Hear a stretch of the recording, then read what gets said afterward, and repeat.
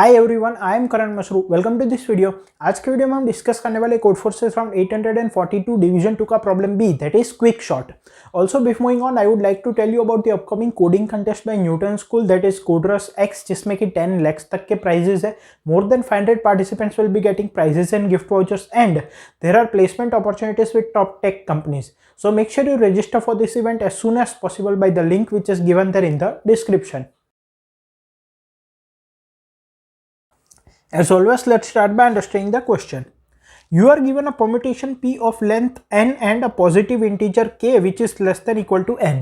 ठीक है, क्या बोला गया है कि हमें एक permutation दिया गया है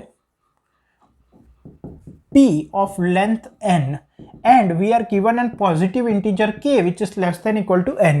Permutation P of length n का मतलब क्या होता है? And array P in which there are all the integers from 1 to n exactly once, but उनका arrangement मतलब कि permutation कुछ भी हो सकता है। In one operation you can, फिर नीचे एक ऑपरेशन की डेफिनेशन दी गई है जिसमें कि 2 स्टेप है। उस ऑपरेशन में हम क्या कर सकते हैं? Let's see. First step is choose K distinct elements pi1 pi2 up to pik। तो के हमें इनपुट में दिया गया है, तो हमें के डिस्टिंक्ट एलिमेंट सिलेक्ट करने हैं pi1 pi2 pi3 up to pik, मतलब कि ये परम्यूटेशन p के distinct elements.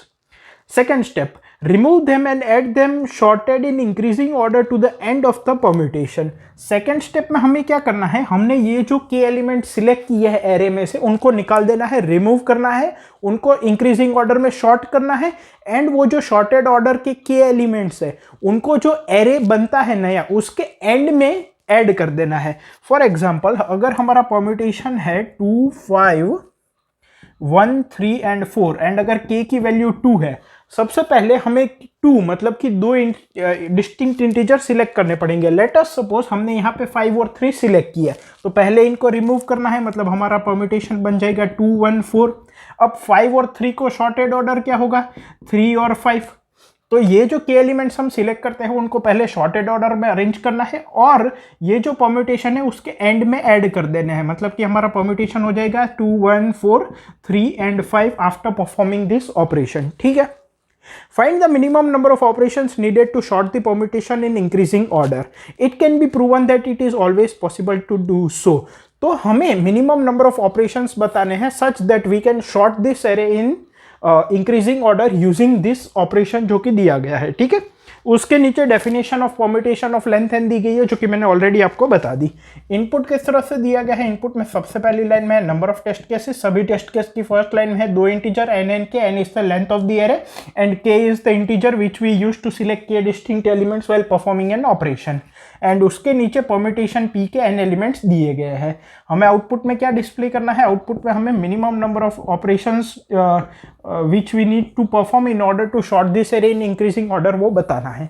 I hope question clear है। अब इसके कंसेप्ट पे मूव करते हैं। अब यहाँ पे अगर कंसेप्ट की बात करें तो देखो हमें क्या दिया गया है? हमें एक परम्यूटेशन p दिया गया है जिसकी लेंथ n है। Permutation p of length n का मतलब क्या? An array p of length n in which all the elements from 1 to n occur exactly once, बस उनका ऑर्डर कुछ भी हो सकता है। अब हमें क्या करना है? हमें इसको इंक्रीजिंग ऑर्डर में शॉर्ट करना है। शॉर्ट किस तरह से करना है? एक ऑपरेशन दिया गया है उसकी मदद से। ऑपरेशन क्या है कि एक पॉजिटिव इंटीजर हमें k दिया गया है, ठीक है ना, which is between 1 to n। तो हमें एक ऑपरेशन में पूरे एरे में से के डिस्टिंक्ट एलिमेंट्स को पिक करना है और वो जो के एलिमेंट्स है उनको आपस में शॉर्ट करना है और ये जो के शॉर्टेड एलिमेंट्स है उनको एरे के एंड में अटैच करना है। ठीक है।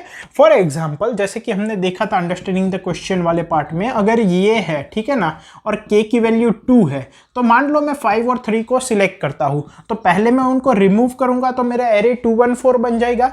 अब 5 और 3 को आपस में शॉर्ट करना है, मतलब वो 3 5 बन जाएगा और एरे के एंड में अटैच कर देना है, तो एक ऑपरेशन बाद मेरा एरे ये बन जाएगा। ठीक है। अब ऐसे मिनिमम कितने ऑपरेशन करने पड़ेंगे टू शॉर्ट दी एरे, ये पूछा गया है। ऑल्सो एक चीज यहां पे बोला गया है दैट आंसर ऑलवेज एग्जिस्ट। तो पहले ये समझते हैं कि आंसर हमेशा एग्जिस्ट क्यों करता है, बिकॉज आई थिंक वो भी एक इंपॉर्टेंट पॉइंट है।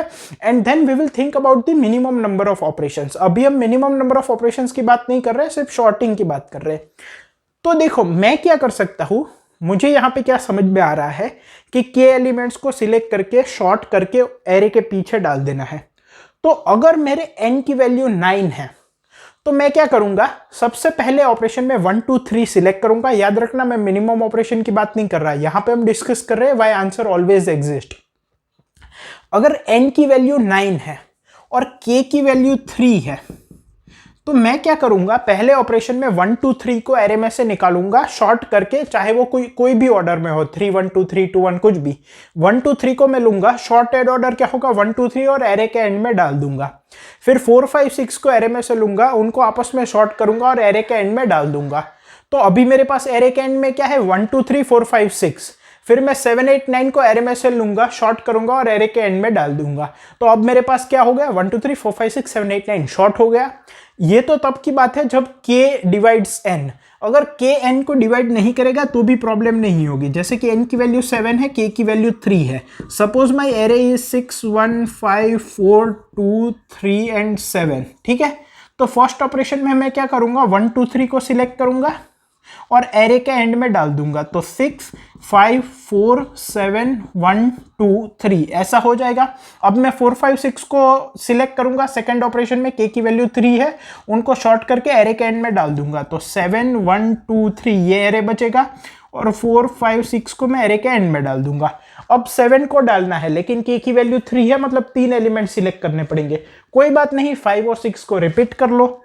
तो 1 2 3 4 बचेंगे, 5 6 और 7 को मैं सिलेक्ट करूंगा और उनको शॉर्टेड ऑर्डर में एरे के एंड में डाल दूंगा।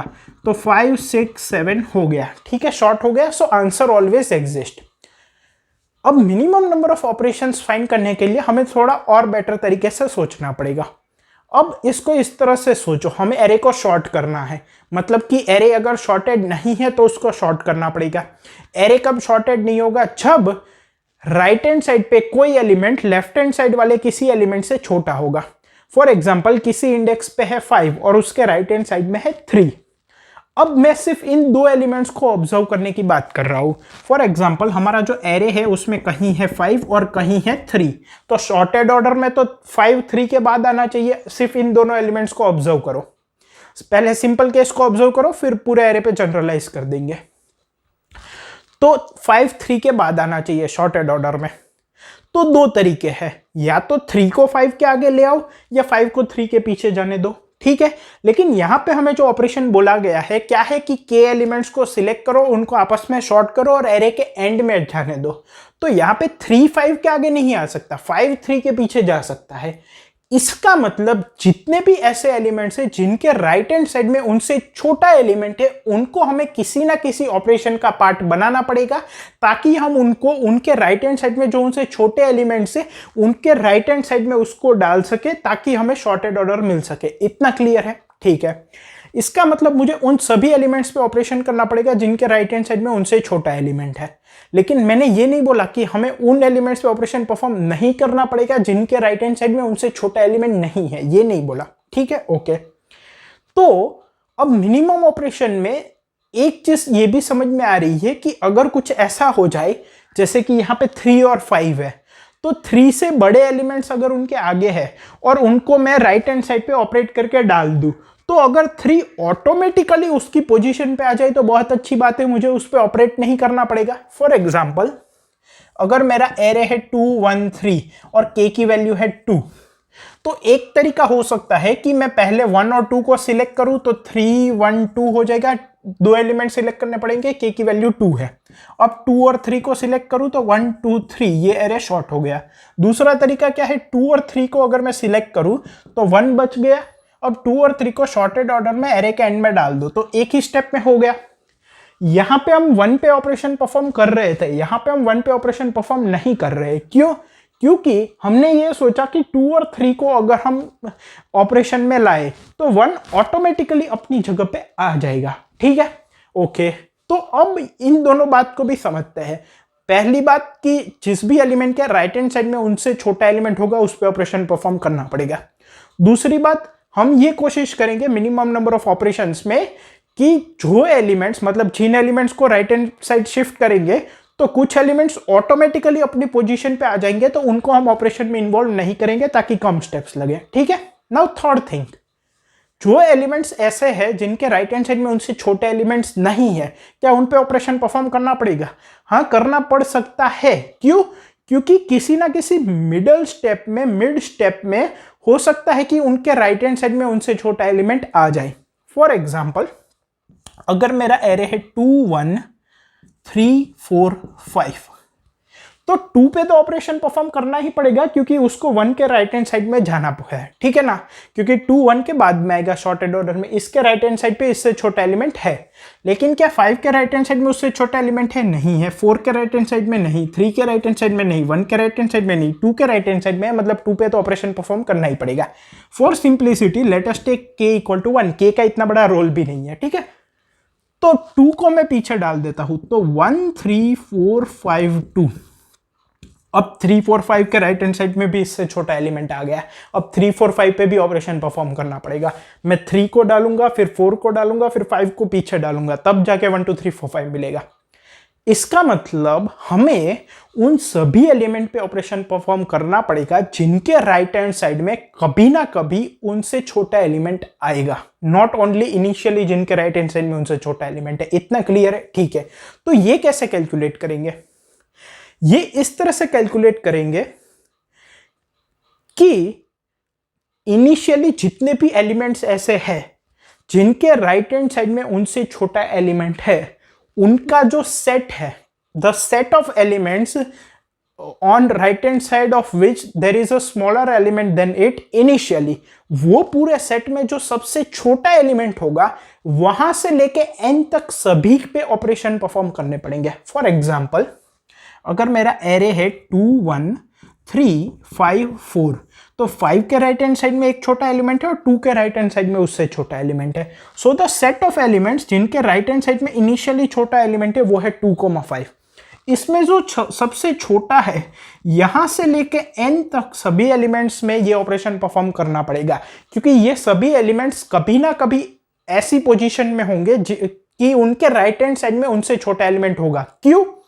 क्योंकि 2 इज द स्मॉलेस्ट एलिमेंट जिनके राइट हैंड साइड में उससे छोटा एलिमेंट है इनिशियली, मतलब 2 पे ऑपरेशन परफॉर्म करना पड़ेगा। तो 2 पे मैं जैसे ही ऑपरेशन परफॉर्म करूंगा और 2 को एरे के एंड में डाल दूंगा, तो 3 से लेकर n तक सभी एलिमेंट्स उसके लेफ्ट हैंड साइड में आ गए। इसका मतलब 3 से लेकर n तक सभी एलिमेंट्स के राइट हैंड साइड में ऐसा एलिमेंट आ गया जो कि उनसे छोटा है। इसका मतलब 3 से लेकर n तक सभी एलिमेंट्स पे ये ऑपरेशन परफॉर्म करना पड़ेगा। फॉर एग्जांपल, जैसे यहाँ पे 1 3 5 4 2, अब इन पे भी करना पड़ेगा जैसे यहाँ पे भी करना पड़ा था। यहाँ पे 5 भी ऐसा है जिसके राइट हैंड साइड में छोटा एलिमेंट है, लेकिन 2 इज द स्मॉलेस्ट। तो जैसे ही मैं उसको एरे के एंड में भेजूंगा तो 3 से लेकर n तक उसके लेफ्ट हैंड साइड में आ गए, मतलब 3 से लेकर n तक सभी एलिमेंट्स के राइट हैंड साइड में उससे छोटा एलिमेंट है। ठीक है। So the number of elements on which we have to perform operation, वो क्या है? On which we have to perform operation, there is no other option. वो अपने आप अपनी पोजीशन पे नहीं आ सकते, जैसे यहाँ पे 1 आ रहे थे। ठीक है। Are from i to n, जहां पे i क्या है? द स्मॉलेस्ट एलिमेंट जिसके राइट हैंड साइड में इनिशियली उससे छोटा एलिमेंट है। ठीक है, इतना क्लियर है। अब और आगे बढ़ते हैं। फॉर एग्जाम्पल, अगर मैंने i की वैल्यू निकाल दी, मतलब कि i से लेके n तक सभी पे ऑपरेशन परफॉर्म करना पड़ेगा, मतलब टोटल n - i + 1 एलिमेंट्स है। ठीक है। अब इस पे ऑपरेशन भी कौन से ऑर्डर में करेंगे ताकि ऑप्टिमली हो? देखो, अभी हमने एग्जांपल देखा था 2 1 3 5 और 4 का। ठीक है। ओके, अब 2 से लेके 5 तक सभी पे ऑपरेशन परफॉर्म करना है, ये तो हमें पता चल गया। मान लो k की वैल्यू है 2, तो मैंने सोचा यार 5 और 4 ऑर्डर में नहीं है, तो पहले इन दोनों पे ऑपरेशन परफॉर्म करूं। तो क्या होगा? 2 1 3 4 5। ठीक है। अब मैंने 2 और 3 पे ऑपरेशन परफॉर्म करना चाहा, तो 1, क्योंकि 3 पे भी करना ही है कभी ना कभी, तो 4 5 2 3। ठीक है। अब 4 और 5 पे भी करना पड़ेगा क्योंकि वो 2 3 से बड़े हैं। सो 1 2 3 4 5 और शॉर्टेड ऑर्डर मिल गया, 3 स्टेप्स लगे। ठीक है। अब एक बात समझो, सबसे पहले हमने 4 और 5 पे ऑपरेट किया कि 5 और 4 ऑर्डर में नहीं है, तो 4 और 5 ऑर्डर में कर देते हैं। ठीक है। लेकिन यहां पे वापस क्यों ऑपरेट करना पड़ा? क्योंकि उनसे छोटे एलिमेंट उनसे राइट हैंड साइड में आ गए थे। तो better option is start with the smallest k elements. मतलब कि अगर मैं 2 से लेके 5 तक मुझे ऑपरेट करना है, तो सबसे पहले 2 और 3 पे ही ऑपरेट करता हूं ताकि वापस ऑपरेट ना करना पड़े। जैसे कि 1 5 4 2 3, ये पहला ऑपरेशन हो गया। अब दूसरे में 5 और 4 पे ऑपरेट करो, तो 1 2 3 बच गया।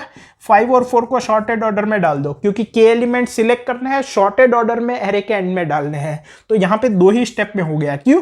क्योंकि 4 और 5 पे यहाँ पे 2 बार ऑपरेट हो रहा था, यहाँ पे एक ही बार ऑपरेट हो रहा है। इसका मतलब i से लेके n तक मुझे अगर ऑपरेट करना है तो मैं पहले i से लेके k एलिमेंट्स लूंगा, फिर वापस k एलिमेंट्स लूंगा, फिर वापस k एलिमेंट्स लूंगा, ताकि वो एरे के एंड में सॉर्टेड ऑर्डर में आते जाए। पहले i से लेके i प्लस के माइनस 1 आएगा, फिर i प्लस के से लेके i प्लस 2k माइनस 1 आएगा, एंड सो ऑन, ताकि सभी पे एक ही बार ऑपरेशन परफॉर्म करना पड़े। इसका मतलब n minus i plus 1 elements पे मुझे एक ही बार ऑपरेशन परफॉर्म करना है, सभी एलिमेंट्स पे एक एक बार। लेकिन एक स्टेप में मैं के एलिमेंट्स पे ऑपरेशन परफॉर्म कर सकता हूं। तो मान लो ये जो वैल्यू है, इसको मैं वैल बोलता हूं। इन सभी एलिमेंट्स पे एक एक बार ऑपरेशन परफॉर्म करना है, लेकिन एक स्टेप पे मैं के एलिमेंट्स पे ऑपरेशन परफॉर्म कर सकता हूं। तो टोटल स्टेप्स कितने लगेंगे? If value modulo k equal to 0, then total number of steps would be value by k. जैसे कि 25 एलिमेंट पे ऑपरेट करना है और एक स्टेप में 5 में मैं ऑपरेट कर पाता हूं, तो 25 बाई 5 ऑपरेशन लगेंगे। Else answer would be value by के प्लस 1। मान लो 23 एलिमेंट्स पे ऑपरेट करना है, लेकिन के की वैल्यू है 5, तो अभी भी मुझे 5 स्टेप ही लगेंगे, है ना? जैसे कि यहाँ पे 5 और 6 को हमने रिपीट किया था, अगर याद हो तो, ठीक है ना? So that would be value plus के माइनस 1। तो अब हमें ये देखना है कि हम एफिशिएंटली आई को कैसे निकालें। आई क्या है? द स्मॉलेस्ट एलिमेंट जिसके राइट हैंड साइड में उससे छोटा एलिमेंट है in the initial array configuration. तो अब देखते हैं कि इसको इंप्लीमेंट कैसे करेंगे। सो इंप्लीमेंटेशन की बात करें तो जैसा कि हमने डिस्कस किया, हमें वो एलिमेंट चाहिए जो कि जिसके राइट हैंड साइड में सबसे छोटा एलिमेंट है। ऐसे पूरे सेट ऑफ एलिमेंट्स में से सबसे छोटा एलिमेंट चाहिए। तो इसको एफिशिएंटली कैसे इंप्लीमेंट कर सकते हैं? हम पीछे से आगे की तरफ मूव हो सकते हैं, क्योंकि हमें क्या चाहिए? जिसके राइट हैंड साइड में उससे छोटा एलिमेंट है, वो सेट में से सबसे छोटा एलिमेंट चाहिए। तो हम पीछे से मूव कर सकते हैं और हर एक स्टेप पे अभी तक का जो स्मॉलेस्ट एलिमेंट है उसको मेंटेन करके रखेंगे।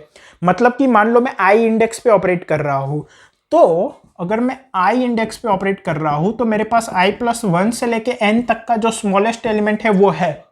तो मैं क्या देखूंगा? If A of I is greater then smallest element, मतलब ए ऑफ आई के राइट हैंड साइड में कोई एलिमेंट है जो उससे छोटा है।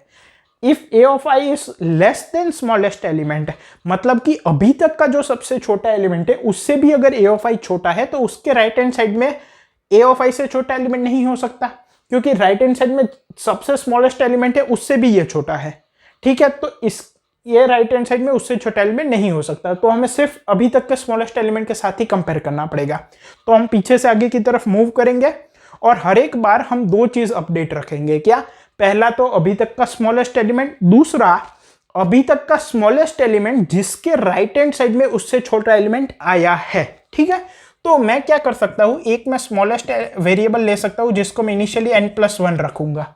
ठीक है, और क्योंकि 1 से लेकर n तक ही एलिमेंट्स हो सकते हैं, तो स्मॉलेस्ट एलिमेंट में मैं अभी तक का स्मॉलेस्ट रखूंगा, तो मैं डायरेक्टली इसको मीन ऑपरेशन में डाल सकता हूं। और आंसर वेरिएबल में मैं ये नोट रखूंगा कि अभी तक का सबसे छोटा एलिमेंट ऐसा कौन सा है जिसके राइट हैंड साइड में उससे छोटा एलिमेंट आया है। ठीक है, for i equals to n, i is greater than equal to 1, i minus minus, if a of i is greater than smallest element till now, मतलब कि इसके राइट हैंड साइड में इससे छोटा एलिमेंट है। ठीक है ना? तो आंसर में क्या स्टोर करना है? ऐसे जितने भी एलिमेंट है उनमें सबसे छोटा एलिमेंट। तो मैं क्या करूंगा? Answer equals to min of answer comma A of I. ठीक है, क्योंकि ए ऑफ आई के राइट हैंड साइड में उससे छोटा एलिमेंट है, तो ऐसे सभी वैल्यूज में से मिनिमम वैल्यू आंसर में स्टोर करनी है। ठीक है, ओके। और हमेशा स्मॉलेस्ट एलिमेंट को अपडेट करते रहो। So smallest equal to min of smallest comma A of I. ठीक है, अब प्रिंट क्या करना है? आंसर में जो भी है वो सबसे छोटा एलिमेंट है जिसके राइट हैंड साइड में उससे छोटा एलिमेंट है, तो वहां से लेके एन तक सभी पे ऑपरेट करना पड़ेगा। So total number of elements would be answer equal to n minus answer plus 1। Total number of elements जिस पे ऑपरेट करना पड़ेगा उसको मैंने आंसर में ही स्टोर कर लिया। Now also one thing, if answer equals to n+1, मतलब कोई भी ऐसा एलिमेंट नहीं है, इसका मतलब एरे ऑलरेडी शॉर्टेड है, तो 0 प्रिंट कर दो, वरना पहले टोटल एलिमेंट्स कैलकुलेट करो। Now if answer modulo k equal to 0, तो आंसर बाई के प्रिंट करो, क्योंकि टोटल इतने एलिमेंट्स पे ऑपरेट करना है और एक ऑपरेशन में हम के एलिमेंट्स पे ऑपरेट कर सकते हैं। So this is our answer. Else answer by k+1, अगर वो परफेक्टली डिवाइड नहीं करता तो टाइम कॉम्प्लेक्सिटी क्या होगी, बिग O ऑफ n, जो कि गिवन टाइम में इजीली हो जाएगा। आई होप आपको कंसेप्ट इंप्लीमेंटेशन तीनों क्लियर है। इसका सोल्यूशन कोड मैंने कमेंट्स में प्रोवाइड किया है। Thank you.